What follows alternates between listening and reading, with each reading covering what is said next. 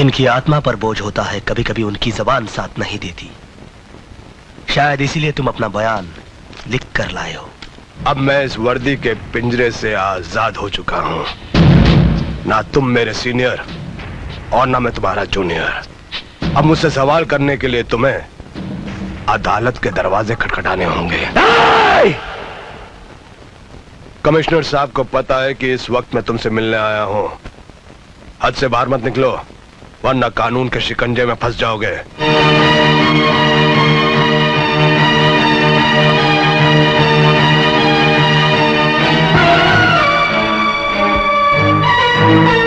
तुम मेरी जिंदगी में फुल स्टॉप तो क्या, कॉमा भी नहीं लगा सके, लेकिन मैं तुम्हारी जिंदगी में फुल स्टॉप जरूर लगाऊंगा।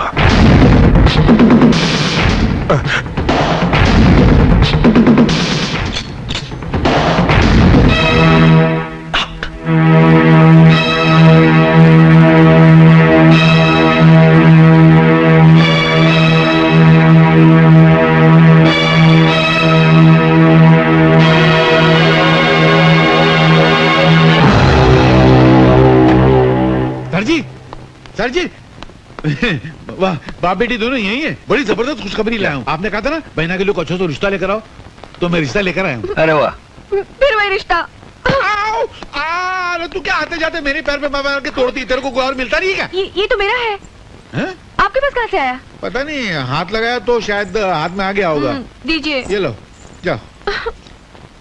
सर बड़ा अच्छा रिश्ता लाया हूँ। वो बहुत बड़े लोग हैं। कमल राय कंपनी है ट्रांसपोर्ट की। हिंदुस्तान में उनके 50 ऑफिस है। 400 ट्रक हैं। वाह, 1200 करोड़ के मालिक, बहुत नाम वाले लोग हैं। ईमानदार हैं? ईमानदार? वो तो मैंने पूछा नहीं, वो आप आए तो पूछ लेना। मगर मुझे लगता नहीं कि ये रिश्ता हो सकेगा। क्यों? मुझे नहीं लगता, क्योंकि वो लड़के के बाप हैं, आप लड़की के बाप हैं, और लड़के का बाप लड़की के बाप से जहेज तो मांगेगा, और जैसे ही बाप से जहेज मांगेगा आप उसको इतना लंबा भाषण पिला देंगे और धक्का मार के बाहर निकाल देंगे। कुछ होने वाला नहीं। मैं भी हवा की जमीन पर धुएं की दीवार से किला बनाता रहता हूँ। फिर भी ले आऊं तो बुला के ले आऊं? अच्छा रहेगा, बात हो जाएगा, फ्लॉप तो होने वाली है। मैं भी उल्लू का पटा खामा की टेबल टेनिस खेलता रहता हूँ। सेठ जी, सेठ जी आइए आइए। नमस्ते जी। नहीं मैं नहीं, मैं तो पिए हूँ। उधर हो आप? कहाँ थे इतनी देर से? आइए। सर ये लीजिए। नमस्कार। ये लड़के के बाप है, ये लड़के की माँ है, ये लड़के का मैनेजर है, और ये उसके पिता है। नहीं अंकल, आपने सब गड़बड़ कर दी, उल्टा पुल्टा हो गया। कैसे? लड़का मैं हूँ। अच्छा, ये मेरे पिताजी हैं जी, ये मेरी माताजी हैं। नमस्ते। और ये हमारे मैनेजर साहब हैं। पर तुमने तो कहा था तुम लड़के की माँ हो। मैंने? अच्छा आप लोग बैठिए ना। हाँ, मैं भी वहाँ बैठ जाता हूँ। सब फ्लॉप तो होने वाला है, आपने क्या करने का? अच्छा, क्या काम करते हो? जी मैं ग्रेजुएट हूँ और डैडी के सारे बिजनेस मैं ही संभालता हूँ। अच्छा, हम दोनों पति पत्नी 6 महीने तो तीरथ पर रहते हैं। हाँ जी। अच्छा, आप लोग दहेज में क्या लेंगे? हमें बहू के अलावा दहेज में कुछ नहीं चाहिए जी। हमारे लिए सौभाग्य की बात यही होगी कि हमारा रिश्ता आपके यहाँ तय हो जाए। कन्हैयालाल, ओ कन्हैयालाल। हाँ क्या हुआ? फ्लॉप हो गया ना? अरे फ्लॉप नहीं हुआ, मामला तय हो गया।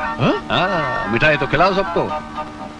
शादी पक्की हो गई? अरे मुबारक हो। लो सर को मिठाई खिलाओ। जल्दी खोलो यार। ये लीजिए। ये तो खाली है। तो तुम क्या खाली डब्बा लेकर आए थे शादी करने के लिए? नहीं अंकल, वहाँ से तो भरा हुआ लिए थे हम लोगों ने। भरा हुआ था मतलब? तो क्या मैंने खा लिया? नहीं मेरा। अरे वाह, देखो सर, ये ईमानदारी का जमाना है। मैं आपके बेटे का यहाँ रिश्ता पक्का करने आया तो बोलता है मैं मिठाई खा गया, कल बोलेगा मैं जहेज खा गया, फिर बोले मैं सुबह सेट खा गया।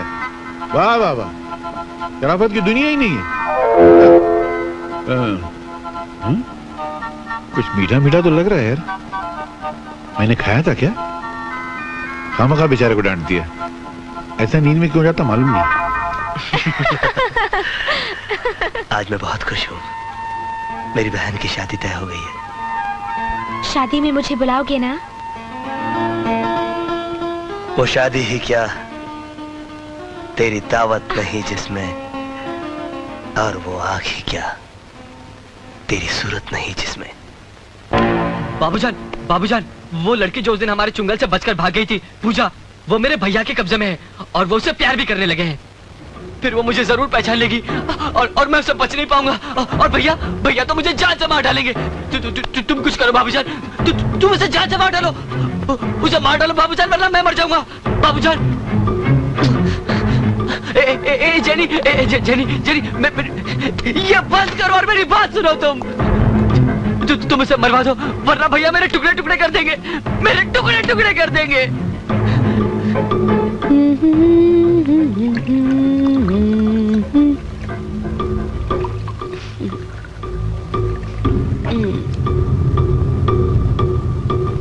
बाबूजान, याद रख,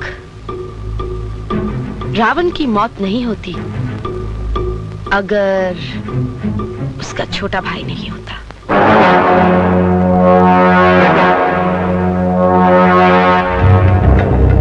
पूजा कहाँ है? हाँ, मैं जानता हूँ, भैया ने उसे कहाँ रखा है।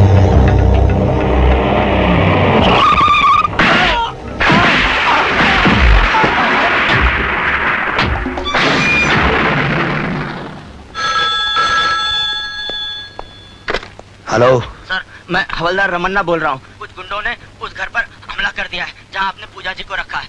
आप जल्दी आ जाइए। पूजा, पूजा, पूजा।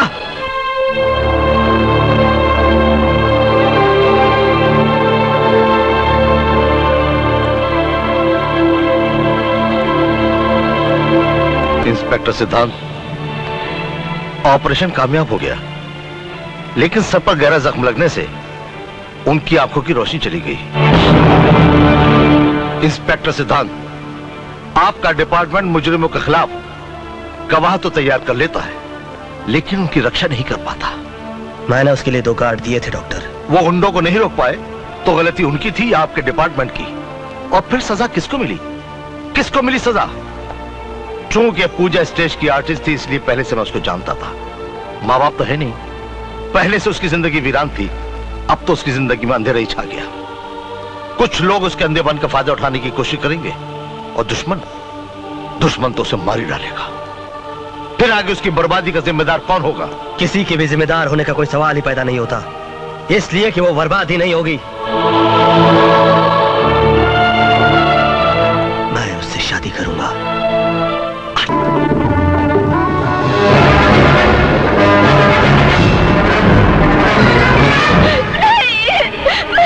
छोड़ दो मुझे।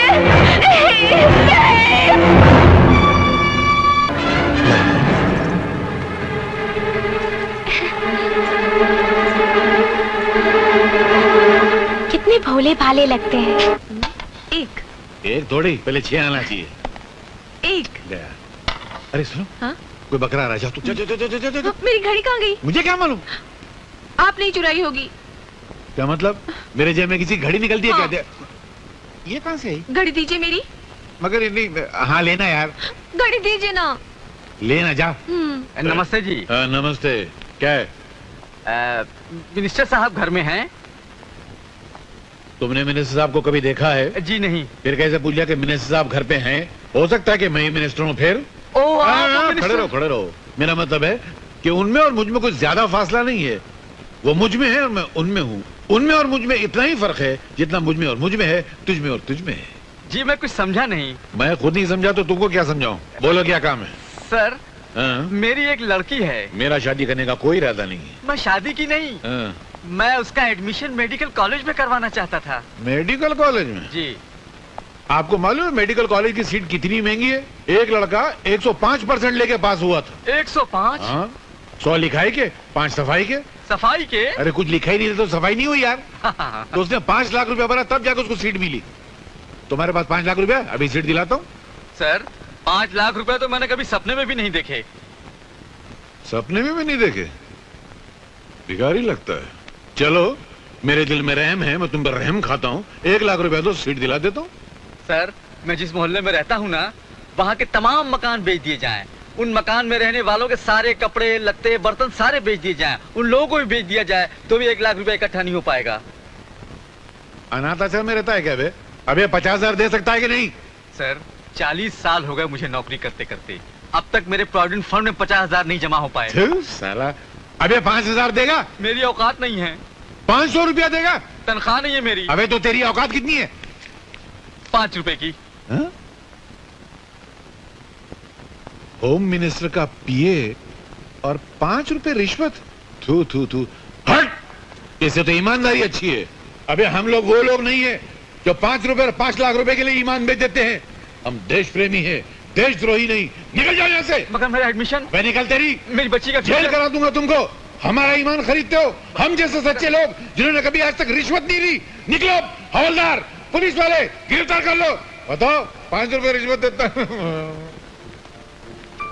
अरे सिद्धांत कहाँ है? यहाँ बाबूजी। आओ बेटे आओ। बैठो। सिद्धांत, मैं सोचता हूँ कि कुछ दिनों के लिए बहू को लेके तुम किसी अच्छी जगह पे चले जाओ। ये हुई ना कोई बात, और ये शुभ कार्य आज ही कर डालिए। क्यों भैया? कुछ बोलते ही नहीं है। कैसे बोलेगा? ये तेरी तरह बेवकूफ नहीं है। ये जानता है कि इलेक्शन के हंगामे शुरू हो गए हैं। बाबूजी इलेक्शन में खड़े हैं, कितना काम है यहाँ पर। क्या नंदू, बराबर है ना? इतना काम है तो छोड़ दीजिए बाबूजी, इन्हें काम करने दीजिए। अरे मेरे इलेक्शन की चिंता तुम क्यों कर रहे हो? मैं देख लूंगा। और वैसे भी तुम सरकारी अफसर हो, तुमसे एक वोट से ज्यादा फायदा नहीं होने वाला। बहू एक से एक कई सदमों से गुजरी है, जरा बाहर जाएगी तो उसका दिल भी बहल जाएगा। और तुम ये क्यों नहीं सोचते, नई नई दुल्हन के कुछ अरमान भी तो होते हैं। हाँ, और उन्हें पूरा करना ये भी तुम्हारी ड्यूटी है। हाँ ठीक है।